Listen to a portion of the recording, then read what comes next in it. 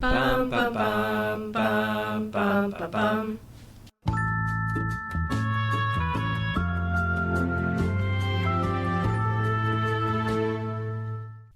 You're listening to Tove, a podcast about the good place and Jewish ideas.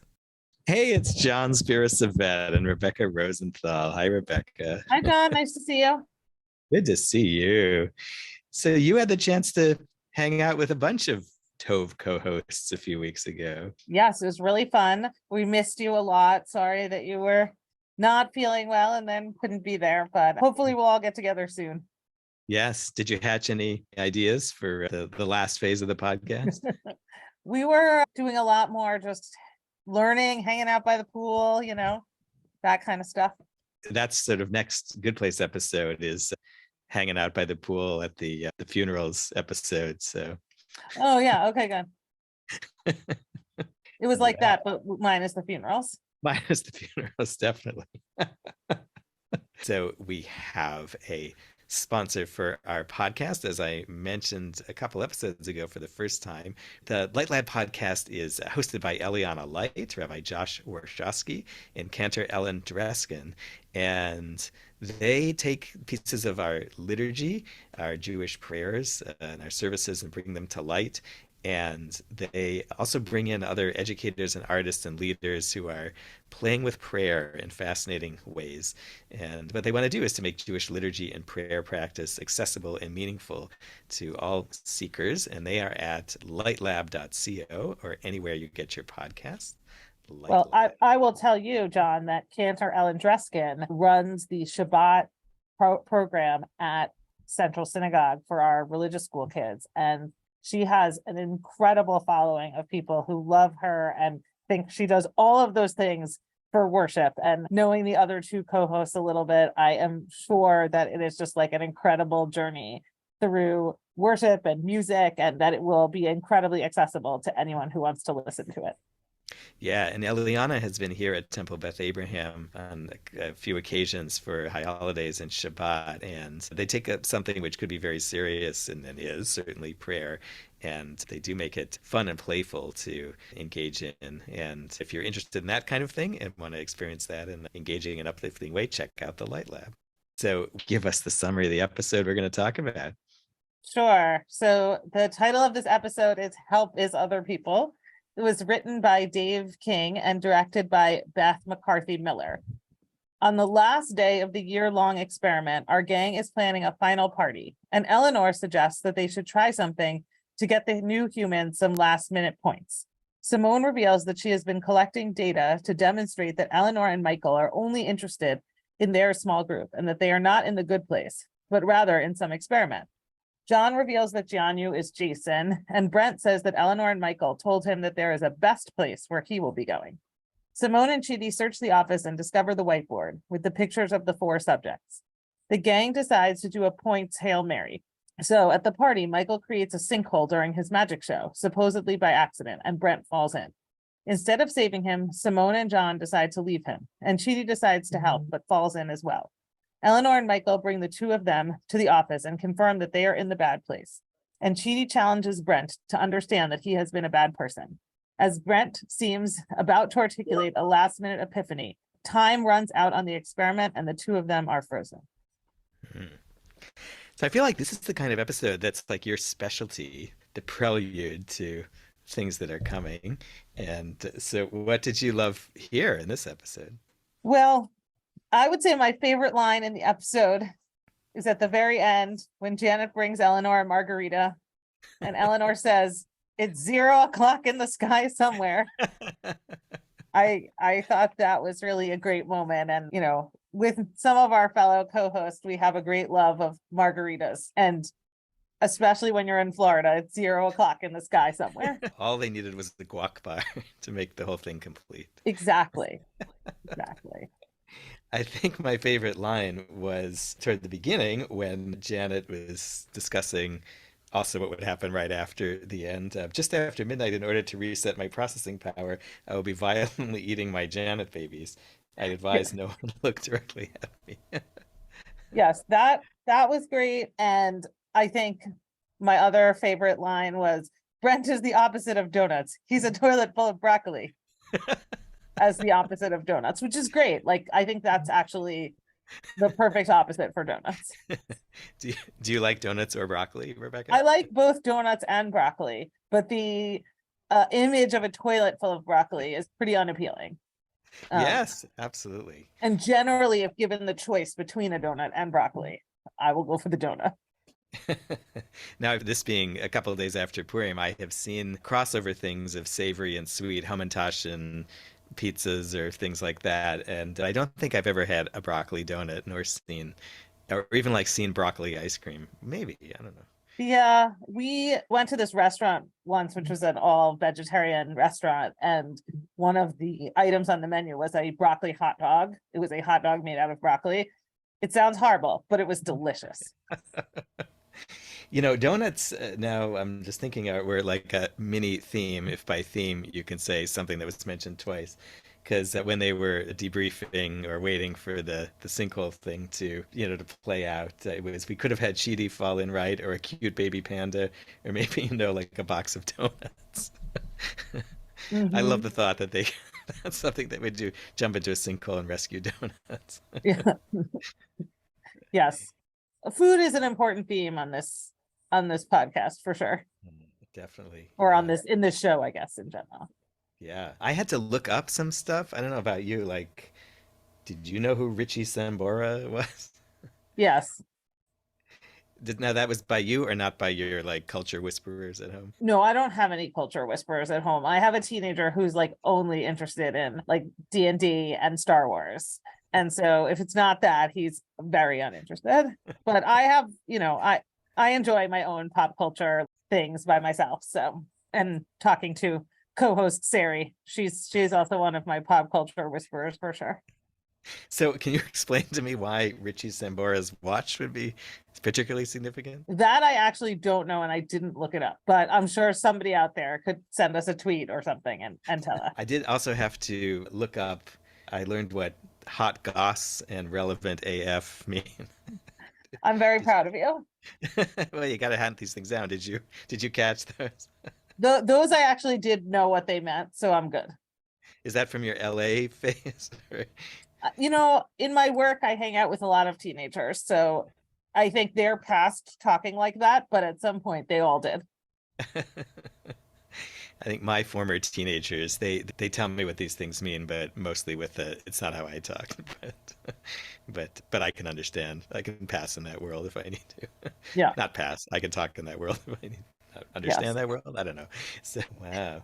So the other thing I have to say was there at the parting at the sinkhole. I thought this was a lovely little burn. Look, I know everything's really scary right now, but I just have to say it. That was the most boring breakup I've ever seen. You're like, thanks.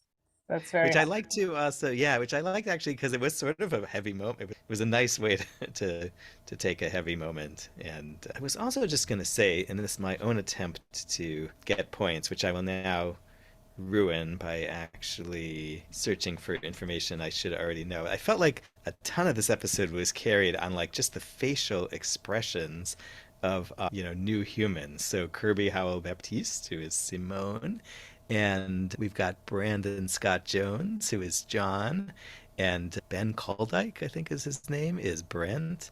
And wow, I just thought, the lines are good, but I just thought the way they make those characters just a little more interesting by just the look on their face, even while other people were talking, I thought was cool. And I've been thinking about it, I guess, because of our last conversation with Kirsten Mann talking about costumes. The costumes do so much making the storytelling efficient and compact, and faces do too. You just get a lot. I found myself really like finding particularly John and Brent to be super more interesting than I would have thought, just watching their facial expressions, where their face settles into, and when they, just with eyebrows kind of carry just, about to make a decision or blurt something out. Yeah. No, one of the things about this show is just all of the incredible actors who are on it. And I was actually listening to a podcast today that had nothing to do with The Good Place, but they were talking to someone who plays sort of the sidekick on the show. And she was saying, like, now in the show that she's on, they're sort of developing those characters a little bit more. And I think one of the incredible things about The Good Place is just all of the ways in which the characters are so developed, and all of the different sort of backstories and personalities and incredible act that they all have. And she described it as main character energy, which I think is right. Like, even the non-main characters have some main character energy. Yeah, it's cool. And I'm sure we'll kind of get into that, particularly around Brent today, but super interesting. So you want to take us into a thematic exploration, Rebecca? Sure. So actually, I came out with two themes, one of which I texted you about, and one of which will be a surprise for you. So the first thing is, I was very struck when Brent is in the hole and they're trying to figure out, like, what should we do? And John and Simone are like, we're out of here. And they get in the Escalade, which is, just a nice touch. But Chidi is like, he's a person in a hole, right? Like, what he would do, what Brent would choose to do is irrelevant. Whether or not he's a good person is irrelevant. He says, the bare minimum is just to care a little bit about the people around you. And that made me think of the piece in Exodus in the Torah portion of Mishpatim, which we read a few weeks ago, the idea that you have to, if you see your enemy in the road and their donkey has fallen down, you have an obligation to lift your enemy's donkey. And the interesting thing, I think, about this rule is not that if you see your enemy in the road with their donkey, that you have to do it for them, but in fact, you're supposed to do it together. So you and your enemy together help lift up the donkey in the road. And you can't just say that person's a bad person, so I'm going to leave them to suffer and leave their donkey to suffer. It's kind of like what Chidi said, right? He's a person in a hole. I got to go get him, even if I don't like him. And the same thing, I think, is true with the donkey, right? You have to help your enemy lift the donkey, even if you don't like your enemy. But you have to go out of your way, but not completely. Your enemy has to help you. So if they stomp off and say, I will definitely not help you, then you're kind of off the hook. But really, you're supposed to do it together, because I think, one of the things that the Torah is often asking of us is to try to build community and to try to be our best selves, go against maybe our initial instinct, which might be not to help our enemy, and be better and help our enemy. And it doesn't say, like, you have to then become best friends and go off into the world together, but you have to do something to help. And I think that Chidi is really trying to live that out here, even though he also falls in the hole. Yeah, wow. And now, are you applying that here is there a sort of width that you think is going on here, or not necessarily? There's less of a width here, although I do think that there's Chidi's just going to get the rope and help him to get out, except he doesn't. But I do think there is some question about, like, width. First of all, overall in the show, the way that all four of them, the four main characters, whether they like each other or not, sort of understand that they're all in this together. They end up liking each other, of course, but at least in the beginning. But I think also when Chidi tries to get Brent later on in the episode to understand that he's truly a bad person and that he should sort of have this understanding of himself, Chidi, out of all of them, it seems to feel like this sense of width, that he has an obligation to help someone be better, do the right thing, etc. Chidi, out of all of them, is not inclined to just, like, leave people in the road. And I guess in that sense, it's really nice that they end up, briefly in the hole together. And does that make you think of the West Wing thing? I did think of the West Wing, and I thought maybe, I don't need to bring this into this podcast, but you have that classic Josh Leo scene, right? A guy falls in a hole and the friend comes down and says, I've been here before and I know the way out. And, there's also a classic understanding of empathy. There's actually a great Brene Brown animated video about this, about empathy being someone who can sort of get in the hole and sit with you and just kind of be there and say, like, wow, that does suck, or whatever it is that you need in that moment. And so I do think Chidi in particular is a lot about, let's do this together, right? Even with Eleanor early in the show, he's like, we're going to do it together, right? We're going to help you become a better person together. Well, and I think it's neat that in a way they play this off against the episode in season 1 where Chidi kind of struggles with the width the episode about kind of the happiness pump or the happiness suck, I guess, where he's like, I know that my duty is to help you, but you make this so horrible that I just like want to avoid it. And he articulates that. And here he takes someone who's so much more odious than Eleanor was even at that point, and somehow manages to get in the hole, which is, he doesn't seem to struggle in this particular case at all. And nor is he really dialoguing. He's not trying to sort of walk halfway, with or toward Brent either. In the end, he's like, look, you're bad. I You're just very have bad. to do this. Well, one of the interesting things is, I think, the way in which we see how much Chidi has grown in this episode, because I think early Chidi, if he had seen, Simone get in the car and walk away and drive away, he would have been paralyzed about, should he have gone with them? Should he have chased after them? Should he have helped them become better people and left Brent in the hole because Brent is a bad person? He would have played out the moral dilemma so much that he probably wouldn't have done anything.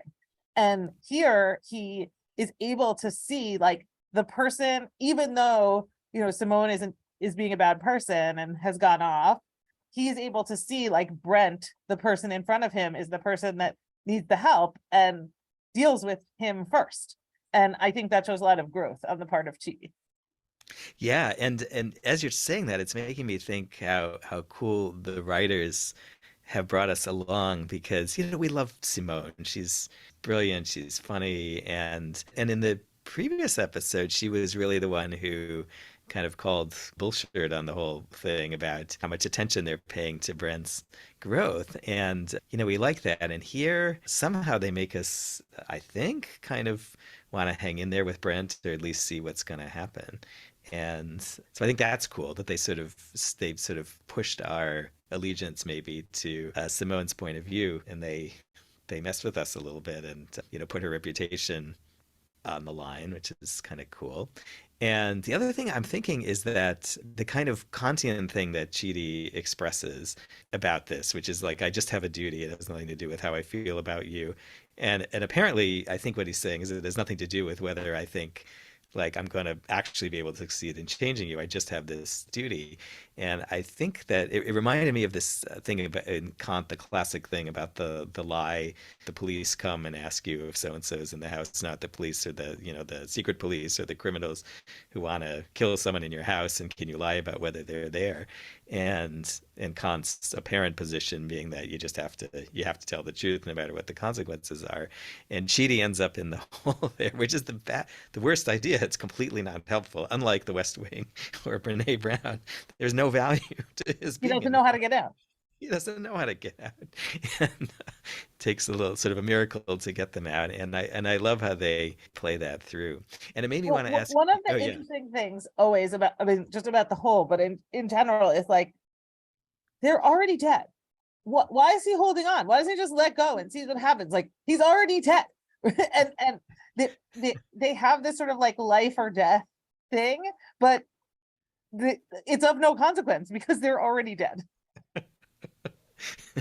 in the next episode, I wonder how much they think about the fact that they're dead, right? Like I obviously this is a television show, so yeah. But I think about this question of like, if you're wandering around the good place or the bad place disguised as the good place, and you like feel sentient and alive, do you think of yourself as being alive, or do you constantly remember that you're dead? And I just thought about that when Brent and Chidi are like holding on for dear life to the side of the hole. I'm like, but you're already dead, right? And we saw that from the sinkhole at the very beginning, that like nothing was going to happen to you, right? They eventually got him out of the hole and it was no big deal. But it's just funny because they have this, like, it seems in the moment to Chidi like a life or death struggle, but they're already dead. So it's it supports my hypothesis that the show is not at all about death and people who are not alive. Yeah, I'm sure it's either brilliant or just from Duh magazine, glaringly obvious, but we'll see.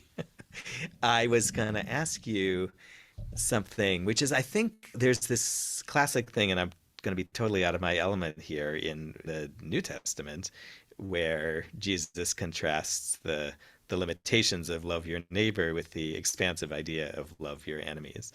and it seems to me that the Torah that you're quoting does not say love your enemies, and nor does Chidi, but it just says that you have duties. And I think this goes to, kind of a really important question about what's supposed to lead to what. Is it just that our circle of concern has to go to people? Is it like enemy? And also, there really is no discussion here about love or feelings about the matter.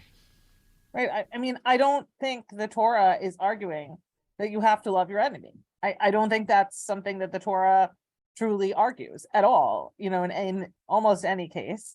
But the Torah does argue about the dignity of every human being, and B, the fact that you have some form of obligation to humanity, whether you like them or not. And I think about at the Passover Seder, when we take wine out of our cups in memory or recognition the Egyptians who died, right? And those are people that enslaved us, and those are clearly our enemies.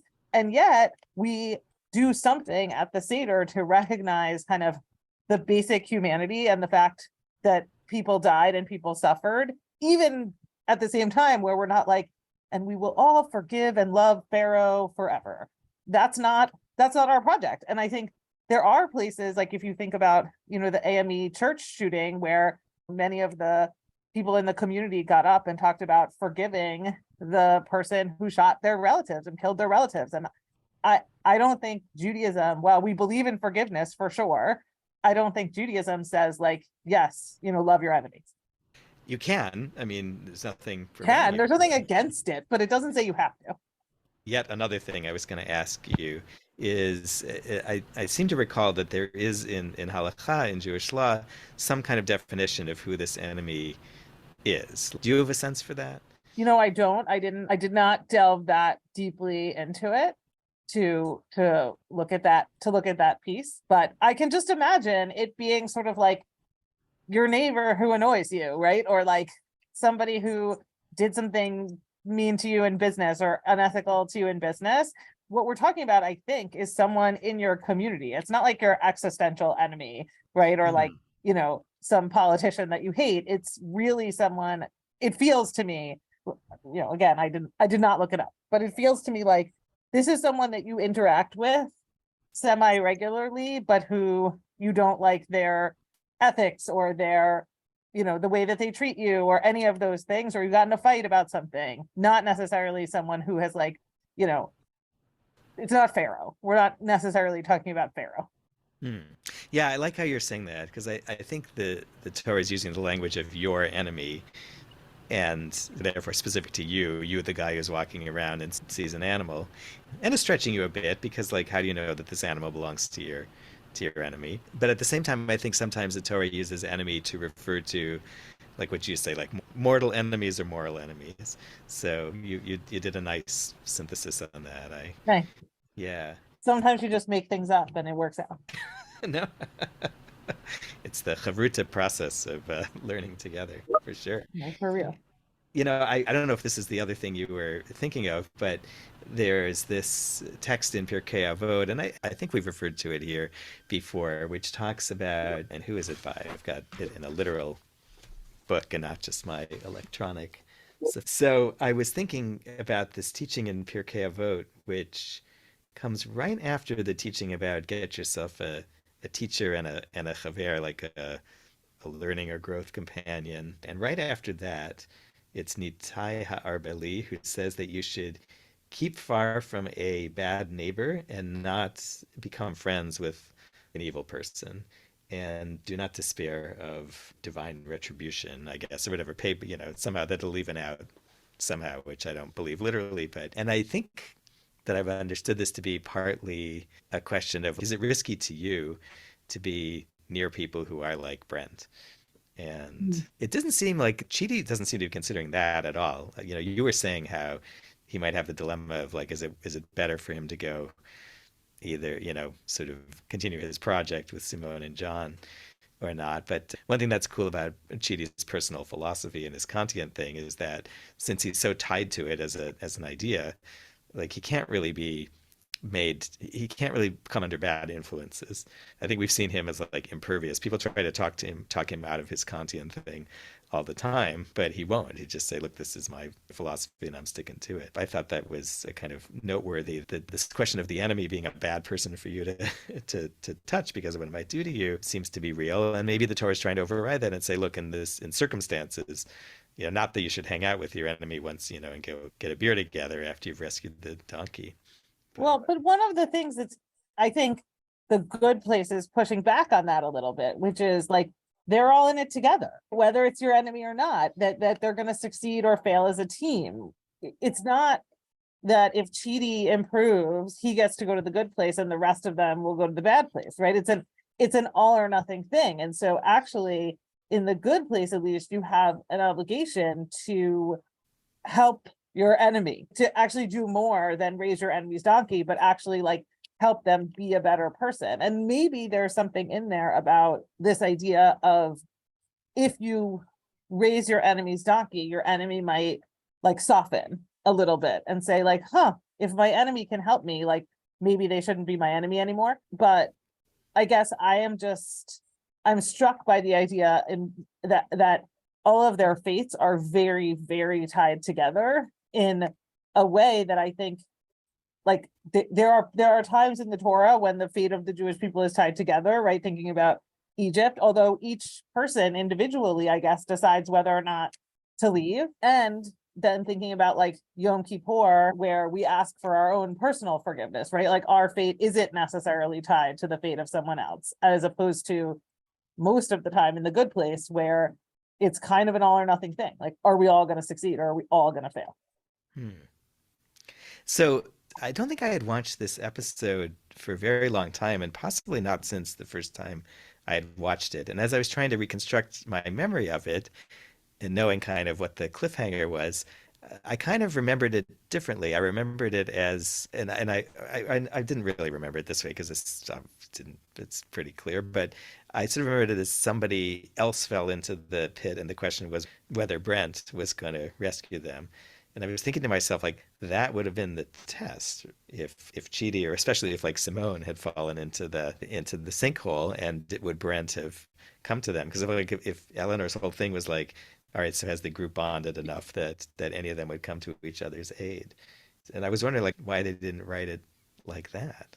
Why didn't they put him in a situation where like even Brent would rescue someone? Yeah, it's an interesting question. And I think it still goes to the question of sort of the individual versus that you can't spend too much time on Brent, because everybody is somehow intertwined. So if the group had all together decided, okay, we hate this guy, but we're all going to think like Chidi, we're just going to drag him out this one last time and carry him, that would have gotten the group points. It wouldn't necessarily have proved anything about Brent. Right. I don't think it would have. It would have proved something about everybody else only. Yeah, that's interesting. And I guess Brent is not. But Brent would get to come along.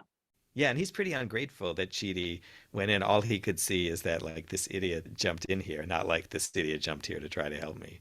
I do like how he says, I've got a hell of a lawsuit on my hands. I'm going to frickin' own this place. That was a good line. So can I do the other? Yeah, tell us what the other... Can I do the other thing that I was thinking about? Yeah, what was the other... The other thing that I was thinking about was Brent, actually, since we're on the topic of Brent. At the very, very end, right, when he's having this epiphany, and maybe this is really for next week's podcast, but this idea that there are moments in our tradition where people have epiphanies that change them. And this is something that Rabbi Sharon Brous has talked about extensively at various times and has taught me about, but this thinking about when Jacob goes to sleep and has his dream of the angels going up and down the ladder, and then he wakes up and he says, God was in this place and I didn't know. Or when Moses goes out and sees his people being abused by the Egyptian taskmasters and kills the taskmaster, right? That he has this epiphany that his people are enslaved, and presumably he's been watching them be enslaved for many years, but it's really at that moment that he sort of realizes that this is what's happening, and that there are just a couple of moments when people like you can, as you were saying about the facial expressions, you can see it in Brent's face that he's all of the thoughts that are going through his head, right? He's about to realize that he's a bad person and he's about to apologize, and that is going to change him and change, the course of his, I can't say life, his existence, right? And Yeah. that when Moses realizes that his people are enslaved and realize the injustice of slavery, that's the thing that sets Moses on a course to become the leader of the Jewish people. And same with Jacob, realizes at that moment that God is with him, right? When he wakes up from his dream, that God is with him. So would you say those biblical instances are kind of like Brent's, and that they're both like turning points, they're ethical turning points for the person, like I was a schmuck until now, and that's what I'm waking up to? Or I guess for Moses in particular, it's that he's waking up to the fact that his world is filled with injustice, and that it's not just about, I mean, in some ways, it's also a little bit the Purim story, when Queen Esther finally realizes that she's the only one who can save the people, right? That she's not going to be insulated from Haman's decree, from Haman's decree by being in the palace. And so she realizes, like, actually, there's a larger injustice at work here. And Moses, I think, realizes that too. And Jacob's is not as much about injustice as it is about his relationship with God. But I think this idea that what you're realizing is that the world is bigger than the one that you're currently inhabiting. And I think that's a little bit what's going on with Brent too, which is like, I'm a bad person. I've affected people beyond myself. I've made the world harder for people or worse for people. And I have to come to terms with that in my afterlife. For Brent, at least, they packed a lot of stuff into that last couple minutes of the episode, and this amazing callback to we're really in the bad place. And if that's what they're both believing, it's also really interesting too. Like, it makes me wonder, is what's going on in Brent's head, because he doesn't really say it out loud, like, oh, like it's my fault we're here, or how do you unpack his?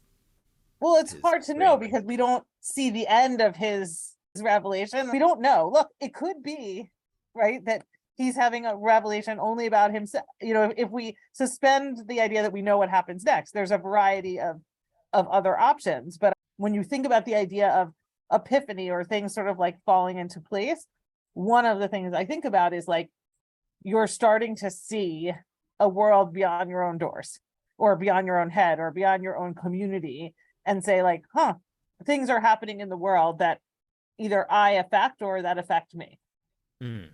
And probably, I mean, Rabbi Sharon Brous, I'm sure, would talk about that I affect part, and frame it in terms of what I have been doing up till now or have not been doing, and what I could or probably should be doing, which is, in a way, like, that's what's consequential for us. But we know, probably even without fast forwarding, is we know that something about the destiny of this experiment, and therefore all of human existence, is going to depend on what's about to come out of Brent's mouth. Of course, he doesn't exactly know that. He's probably the least one tracking what this is all about.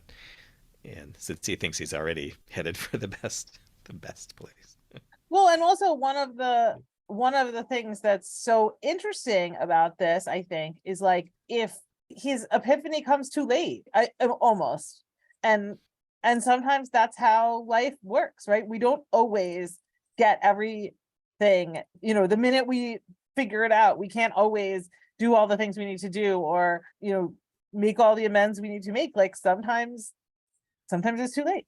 Yeah. Michael's philosophy, which he doesn't articulate here in this episode, but it's usually that it's the next moment that matters. I mean, that's essentially what he said at the end of the last thing to Bad Janet. Was like, it's not about how bad they've been, it's about how they're trying to be better, and which I have always named as my big question. Kind of goes to this idea too that comes in our classic texts about tshuva, that you could do tshuva a moment before you die, and that would somehow matter. But I think the other thing that interesting about that is, like, Chidi in this moment, which again, he doesn't either realize that this is like the very last moment, or the last moment before something. I mean, he really abandons all subtlety or kind of educator posture and just is like, I'm just going to tell you until you get it. This is who you are. This is who you are. And, we've seen in several of the episodes of this season how people try to tell people who they are and how hard it is to do that directly. And I am really fascinated about how we believe that Chidi could speak to Brent this way, like at that moment. And maybe that's what an epiphany is when you sort of are lucky enough to run into it. Can be this, Jacob, Moshe, these are observations they make, but in the plot here, it's somebody spoon feeding you the epiphany and you're being willing to take it. Yeah. Can I say my other favorite line from this episode that I wrote down but forgot to say? Of course. They're discussing what to do in the party, and I think it's Eleanor says, I hope our early successes make up for the mess we've become, like Facebook or America. And I just thought that was a great line, especially like, obviously they didn't know what was going to happen with Twitter, but you hear people talking about whether or not to get off Twitter, and so much of what, I'm not on Twitter to begin with, so whatever, but so much of what people are saying about Twitter is like, it used to be this great place where like people could have conversations, and now it's like a white nationalist hellhole. But people are reluctant because they remember kind of what it used to be and the potential of the thing, right? And the potential of Facebook, or the potential of America, or the potential of this experiment. And not to get like, I don't want us to get hate mail, but everything that's going on in Israel right now, right? Sort of like we hold on to an ideal about Israel and what it can be and what we hope it would be, even as we're sort of staring down a real mess. Yeah, it's funny. This week in particular, I think about what Facebook is bringing to me, because it still is the place where I find really important articles to read that people recommend, or these kind of inspiring pictures. Like, I love celebrating Purim or Hanukkah on Facebook and just watching my feed be full of people kind of owning and making something beautiful and fun and meaningful out of something that's going on, out of something Jewish. And so I'm still grateful. Probably that doesn't balance out all the bad things that also happen there that get catalyzed. That's my corner of the world. The America thing really, I think, lands differently from when they broadcast this, which must have been 2019, and which of course is what everybody is thinking about now. And I'm glad that you brought that up, because I think that is sort of another layer of this question. Like, do you continue to, even really to your first teachings, which were when you're pissed at someone or something, or even you have an overall difficult judgment on it, do you still kind of continue to put the work in to try to make it work or make it stand up? And I think that could be a helpful framing. Like, so in other words, what I feel like you started with was the Torah doesn't say, don't pretend there's no difference between a friend and an enemy. Don't pretend there's no difference between someone you respect and someone you can't stand, or you have no respect for. But that doesn't mean there's not some value to trying to work on that, and at least value for you, even if it doesn't lead to that transformation. Yeah, I mean, I think you're not obligated to be best friends with your enemy, but you are obligated to see them as a person. I loved Jason being coherent. That was great. He made 2 coherent points, and they're all like, oh my God, with his various football analogies, which, like, you don't understand pop culture. I don't really understand football. So I'm sure they were very wonderful, coherent analogies that I did not get. But I just, I loved sort of their shock at that. And then my other favorite Eleanor line, which I think is just like a great line. She says, I never played a game before unless I knew I could win or I could bribe the judge. That, like, she goes into this with like real confidence, and now that we see that wavering a little bit, and all the ways in which she's like, well, maybe I wasn't like fully prepared for this activity and for the stakes of this game. And then, I guess the other one I enjoyed was, I guess it was John who says, oh, you all look great, you could work the coat check at the Met Gala. Yeah. It was either him or Tahani, but I think it was John, but that was just mean and funny. Now wait, so how close are you, right now, to the Met and the place for the Met Gala? Be close. So if anyone wants to visit, you can visit and you can see the Met. And I think they have like a whole tent and everything for arrivals for the Met Gala. So like regular people off the street definitely can't just walk over and see it. But you can go to the Met, which is a wonderful place. Yeah, just going back to Jason, you would think that Tahani would also be a person who doesn't really understand football analogies, and yet she's the one who, is able to name that this is a coherent. It's surprisingly coherent. And yeah, I mean that because usually in a way, the sinkhole is absolutely like a Molotov cocktail. I mean, that's really what Michael does. It's a Jason move in that kind of way. But the football fans will remember that I think it was a year ago in 2022 where there was what seemed like a game-ending Hail Mary type pull victory from defeat between, I think it was Buffalo and Kansas City, and then like in the last like minute and a half there were like 3 or 4. It was exactly like this where they kept having to throw more last gap things, which is a fun game to watch at the time. Yeah. I just love the title of this episode. Really? As a certified introvert, hell is other people is great. So help is other people is just a nice little tie. Oh, I totally missed that. Wow. Oh, yeah.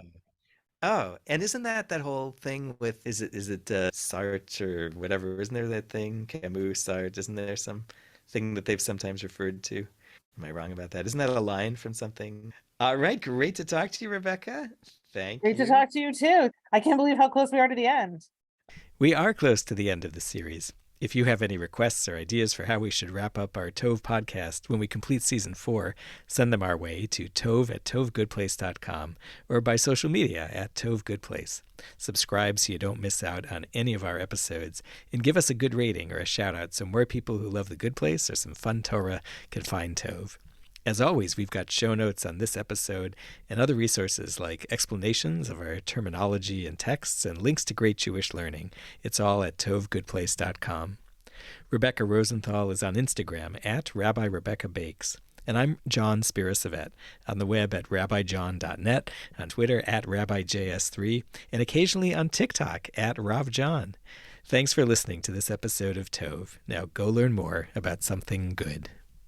Bum bum bum bum bum bum bum.